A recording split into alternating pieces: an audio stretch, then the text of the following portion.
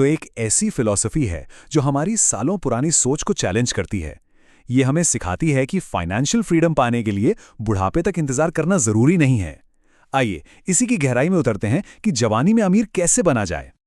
सोचिए, एक 52 साल के शख्स ने एक नौजवान बैंकर को बस यही एक सलाह दी, और ये एक लाइन उस पारंपरिक रास्ते की सबसे बड़ी कमी को उजागर कर देती है जो हमें अमीर बनने के लिए सिखाया जाता है।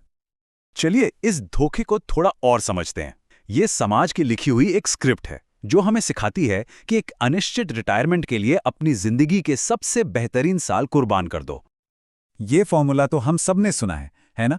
नौकरी पकड़ो, पैसे बचाओ, खर्चे कम करो और फिर 40 साल इंतजार करो। लेकिन इस लंबे इंतजार की असली कीमत क्या है, ये कोई नहीं बताता।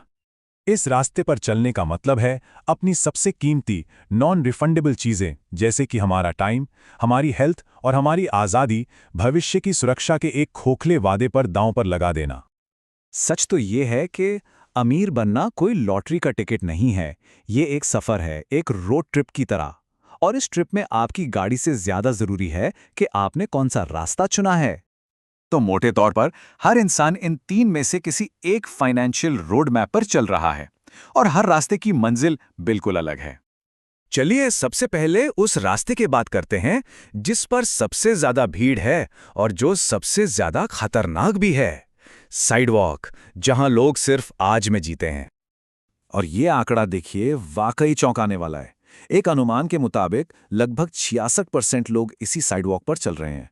मतलब पेचेक टू पेचेक जी रहे हैं, अक्सर कर्ज में डूबे हुए हैं और उनकी नेटवर्थ या तो जीरो है या फिर नेगेटिव में। अब साइडवॉक पर चलने वाले भी 2 तरह के होते हैं। एक वो जिनकी इनकम कम है और वो छोटे मोटे खर्चों में ही उलझे रहते हैं, और दूसरे वो जिनकी इनकम तो बहुत है पर उनके खर्चे उससे भी ज्यादा हैं। नतीजा, दोनों ही केस में फाइनेंशियल जीरो। इसका सबसे बढ़िया उदाहरण ये है, एक मशहूर रैपर महीने के $4 मिलियन कमाने के बाद भी दिवालिया हो गया। क्यों? क्योंकि पैसा होना और पैसे को मैनेज करना 2 अलग अलग बातें हैं। ये सब मानसिकता का खेल है। अब आते हैं दूसरे रास्ते पर। ये रास्ता देखने में बहुत जिम्मेदार और सही लगता है, लेकिन असल में ये एक धीमा जहर है। इसे कहते हैं स्लो लेन। जो कि कहानी देखिए, ये दिल दहला देने वाली है।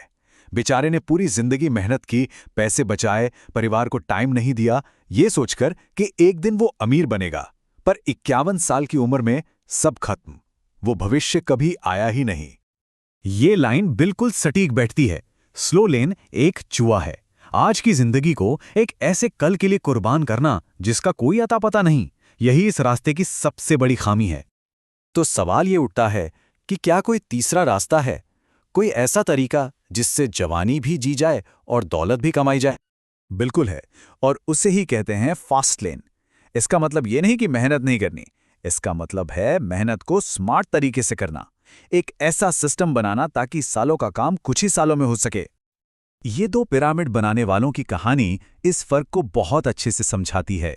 एक है अजूर, जो खुद पत्थर ढो ढोकर पिरामिड बना रहा है, और दूसरा है चूमा, जो पहले पत्थर उठाने की एक मशीन बना रहा है। कौन जल्दी और बड़ा पिरामिड बनाएगा? जाहिर है चूमा।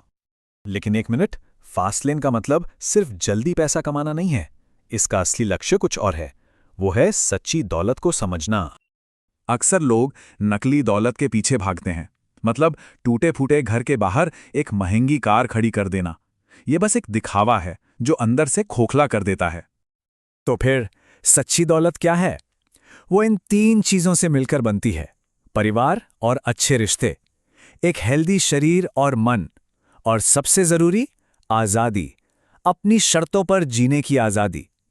पैसा इन चीजों को सपोर्ट करने के लिए होना चाहिए, ना कि इनकी जगह लेने के लिए। तो आखिर में सवाल यही बचता है, इन 3 रास्तों में से कौन सा रास्ता चुनना है?